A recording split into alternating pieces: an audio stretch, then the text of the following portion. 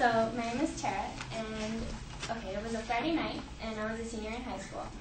And I planned to go on a date with my boyfriend that night to the movies, but he had to work until 8. And so because I was in high school and I was a senior, my parents were strict and I had a curfew, so I had to be home by a certain time. So I planned to just take the bus over to his work, so he could just leave straight from his work to the movies. So I started getting ready. I put on a little extra makeup, I get dressed, put on something cute, and do my hair, and then I leave. So I have to take 2 buses to get to his work. First, I take the bus down my street, which is Ball, and all the way to Harbor. If any of you know what Street Harbor is, and you're familiar with it, you know that it consists of prostitutes, bums, schizophrenics, tweakers, I mean, the whole enchilada. And so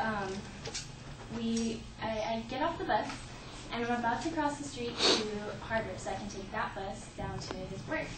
And I'm waiting for the crosswalk to turn the little white man so I can walk. And I look to the left, and I see this guy in the next crosswalk coming my way in a wheelchair. He has no legs, and he just barely got into the crosswalk. And I'm thinking to myself, this guy isn't going to make it across in time before the light turns green and the cars start coming. And so, what do you know? The light turns green, and instinctively I run into the crosswalk and I run after him. And the cars start coming. And I'm yelling at them, stop, stop. And some of them are listening, but some of them aren't. And I almost get hit like 3 times, but I'm running and I finally reach him. By that time, his wheelchair is moving like 0.0002 miles per hour. I don't know what's wrong with it. And I reach him, and I'm like, okay, I'm going to get you across the street. There's no problem. I'm going to help you. And I'm trying to move his wheelchair, but it's not moving. It's like stuck. And so I look at him. I'm like, how do you move your chair? I think your wheels are locked.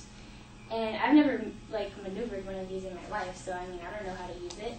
And he's just completely unresponsive. So I'm like, okay, well, I don't have time to mess around. So I have to move him out of the street.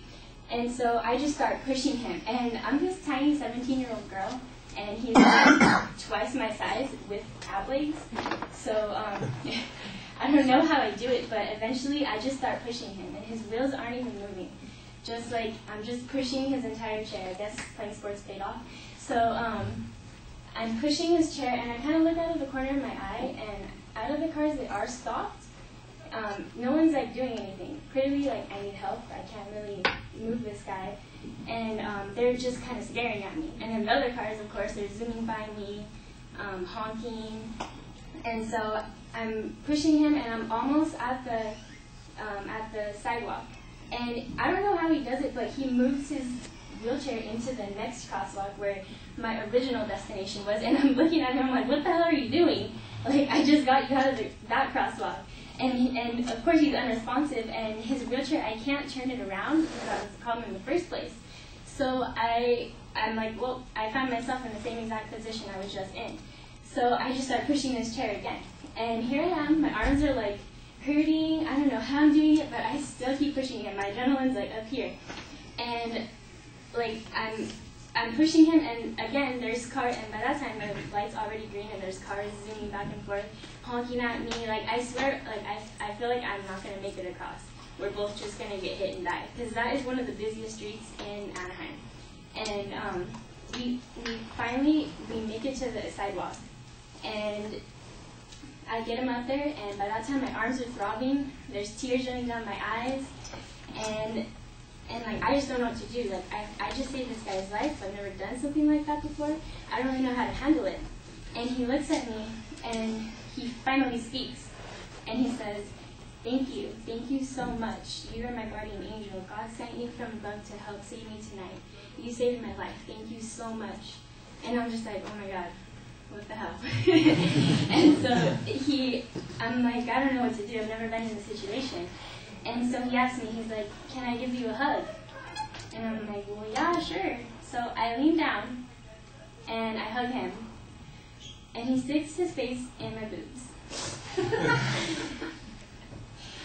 And I was like, are you fucking kidding me? I just saved your life, and you're going to stick your face in my boobs?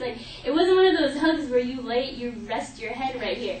No, it was like wanting a motorboat. you kidding me? So that goes to show that I guess you never really know you never really know what's going to happen.